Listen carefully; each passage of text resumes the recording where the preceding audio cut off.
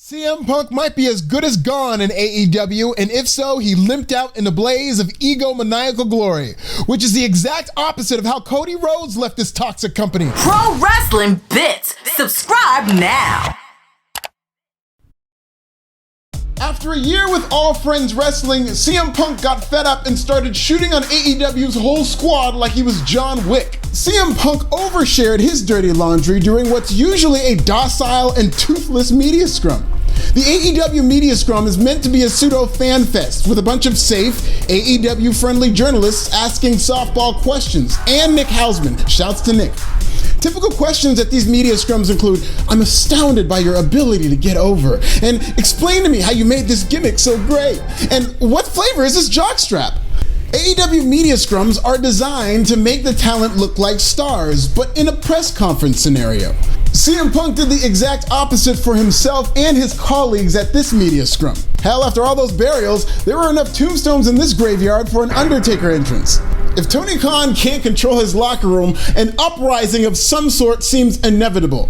Tony Khan wants a progressive company, but even in AEW, they have revolts where somebody's trying to kill the vice president. Maybe AEW's next pay-per-view should be on January 6th. After the backstage insurrection, it's likely CM Punk will be sued alongside his friend Ace Steel, who will incur massive legal fees defending himself in court after allegedly throwing a chair at Nick Jackson. For those keeping score at home, CM Punk was sued by WWE alongside his ex-best friend Colt Cabana on his way out of that company. Now he might be sued alongside his current best friend Ace Steel by the EVPs, possibly on his way out of this company. So if you want to be best friends with CM Punk, you have two options: break up or go bankrupt. You ain't friends with CM Punk unless you fight his battles and pay a bunch of legal fees for it. Sounds like a great friend. Now, that god Cody Rhodes is no friend to CM Punk, and it shows in how he handled his own exit from All Friends Wrestling. If CM Punk is the Terrell Owens of pro wrestling, Cody Rhodes is a Calvin Johnson.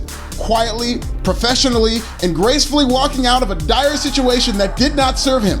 By leaving a bad situation, betting on himself, and becoming a bigger star in another promotion, Cody Rhodes is actually the Cody Rhodes of AEW. Cody Rhodes announced his exit on Twitter, thanked the company, and became a bigger star in WWE, where he's likely to beat Roman Reigns for the strap, thank God.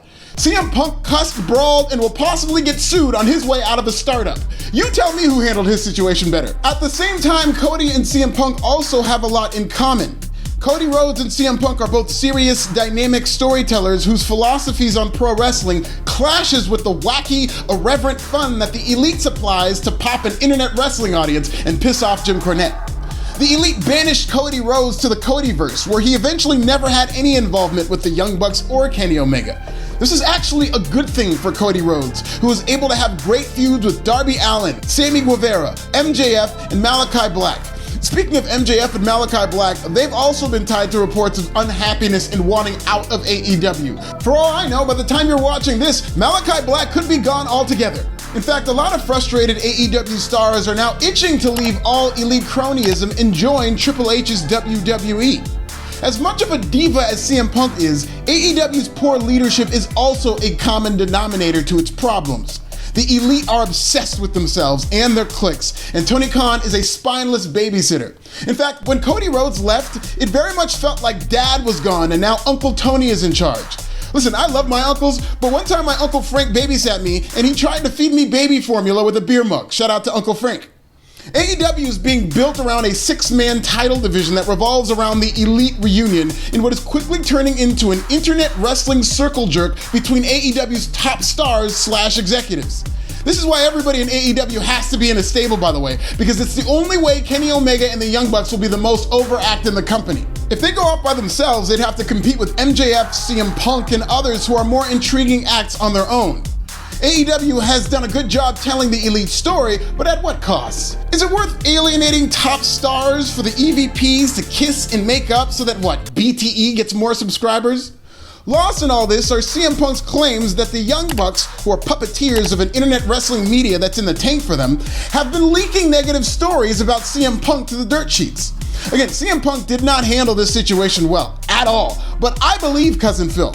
The fact that CM Punk became AEW's biggest star on day one and drew more money than the Young Bucks and Kenny Omega ever could had to infuriate the Reseda boys. Why wouldn't they undermine CM Punk's success with him being the face of a company that they built, the way they did with Cody? The fact that AEW's monolithic and toxic fan base turned so quickly on Cody Rhodes wasn't a fluke. It may have been calculated and cultivated by the EVPs for all we know. Hell, Cody Rhodes himself admitted in a promo that there was infighting. The player-coach model of AEW management has been a failure, and AEW has now lost two of its biggest stars and counting because of it. In addition to all these suspensions, lawsuits, and punishments that are going to be handed down, Tony Khan has to do away with the elite as EVPs and give that power to a Tony Schiavone or any senior executive who doesn't have to take a bump. This is Kenny and the Young Bucks' vision, but it's Tony Khan's money. During CM Punk's meltdown at what was supposed to be a fake media scrum, Tony Khan sat quietly like Mike Tyson during that interview with Robin Givens. That can't happen ever again. Tony Khan needs to reestablish his authority immediately. In fact, we have an entire leadership training at this link right here. Was CM Punk right? Was Cody Rhodes right? Can the toxic elite be stopped? Is All Friends Wrestling untenable? Tell me in the comments.